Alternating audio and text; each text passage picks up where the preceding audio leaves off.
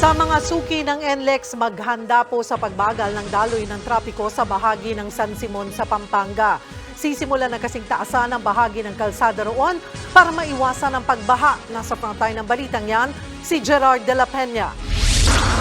Nakaabang na ang mga gamit sa construction sa North Luzon Expressway o NLEX sa bahaging San Simon sa Pampanga. Sisimulan na kasi bukas ang pagtataas ng kalye matapos itong bahain ng bumuhos ang bagyong dala ng Super Typhoon Egay, bagyong Falcon at Habagat nitong Agosto.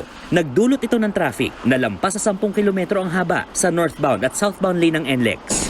200 metro ang haba ng bahagi ito ng NLEX na binabaha. Maikli lamang pero malaking abala talaga sa mga motorista kapag umuulan. Kaya naman hanggang ngayon nakaabang pa rin ang mga pumping equipment dito para matanggal agad ang tubig sakaling bumuhos ang malakas na ulan.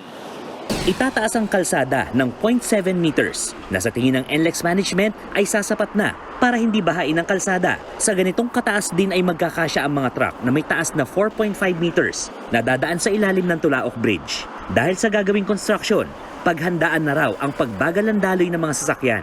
May mga time kasi talaga na yun, nagkakadagsaan yung dumadaan doon. So maaring meron talagang pag-congest doon sa area, lalong-lalo na pag Friday afternoon, yung buong Sabado, no, ng maghapon ng Sabado.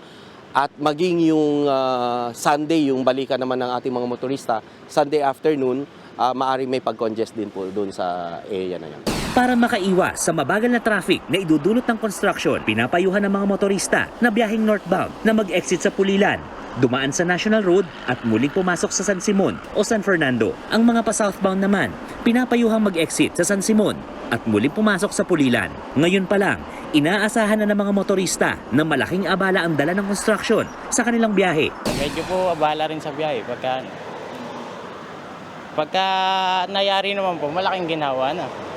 Inaasahang matapos ang pagpapagawa ng kalsada sa Disyembre. Nagbabalita mula sa Frontline, Gerard de la Peña, News 5. Mga kapatid, Cheryl Cosing po, huwag maging bilis at maging una sa lahat para sa tuloy-tuloy na balitaan at karagdagang impormasyon sa mga napapanahong issue ng lipunan.